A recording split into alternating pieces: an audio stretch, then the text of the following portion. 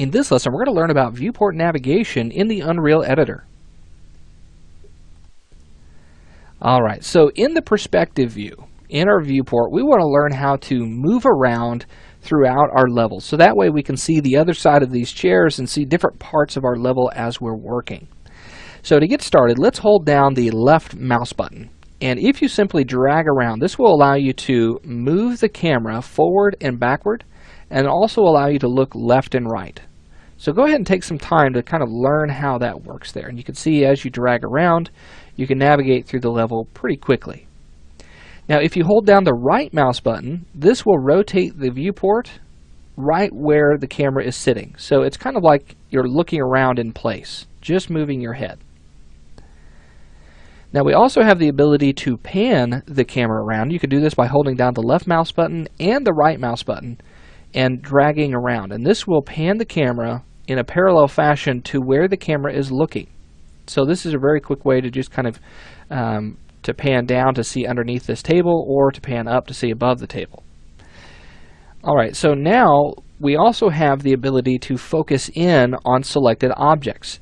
So if you select one of these chairs and hit the F key, that will focus in on that. And this is going to be an extremely helpful tool for getting around your level very, very quickly and getting to exactly what you want. Now remember, you can select objects from your scene outliner.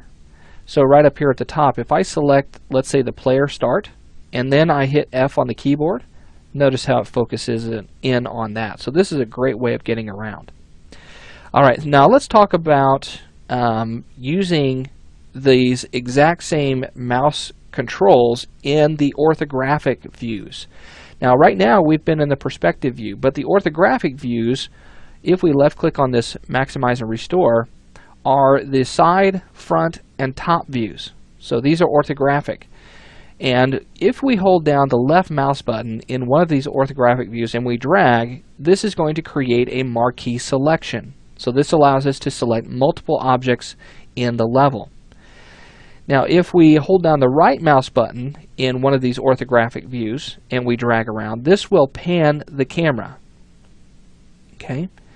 And then if we hold down the right mouse button and the left mouse button and we drag, this will zoom in that viewport. Okay?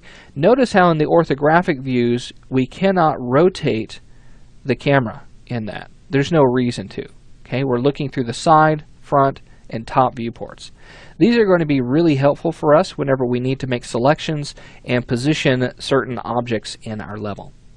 Now let's go ahead and re-maximize, or actually just maximize the perspective view by just left clicking on the maximize and restore viewport button. Alright, so now let's talk about another method of moving around in our perspective view. And that can be done by using the W, A, S, and D keys. This is the fly-through controls.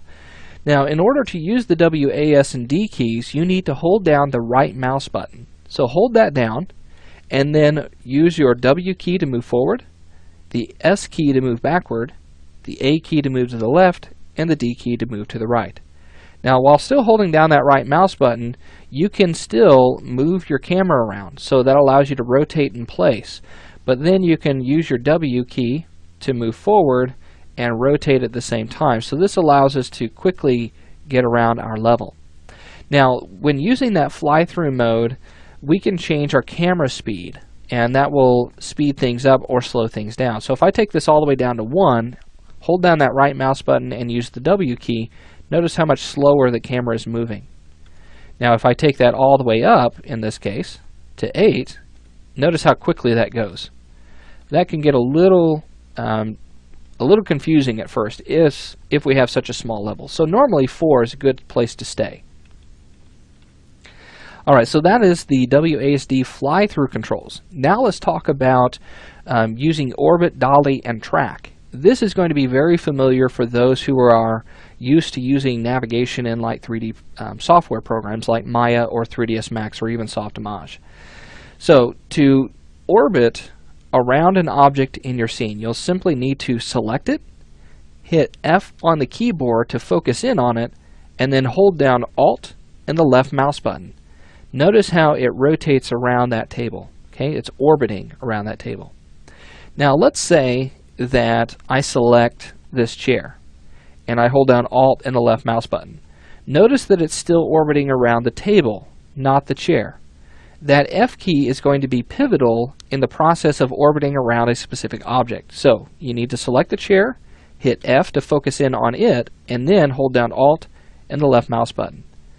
That will allow you to orbit around the chair now. Now let's talk about dollying the camera. This can be done by holding down Alt and the right mouse button, and this basically zooms out and zooms in based on the direction that you drag. Okay? Now you can also track the camera, which is basically panning, by holding down Alt and the middle mouse button.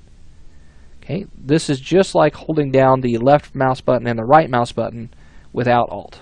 Okay? Exactly the same. Alright, so now that we've talked about the standard controls in the perspective view and the orthographic views, the WASD fly-through controls and the orbit, dolly, and track, we want to move on into working with objects in our scene. So we're going to learn how to move, rotate, and scale objects, and then we'll also talk about using the world coordinates and also parenting those actors together. So just kind of a full-on lesson on how to manipulate objects in our levels. So we'll get into that next.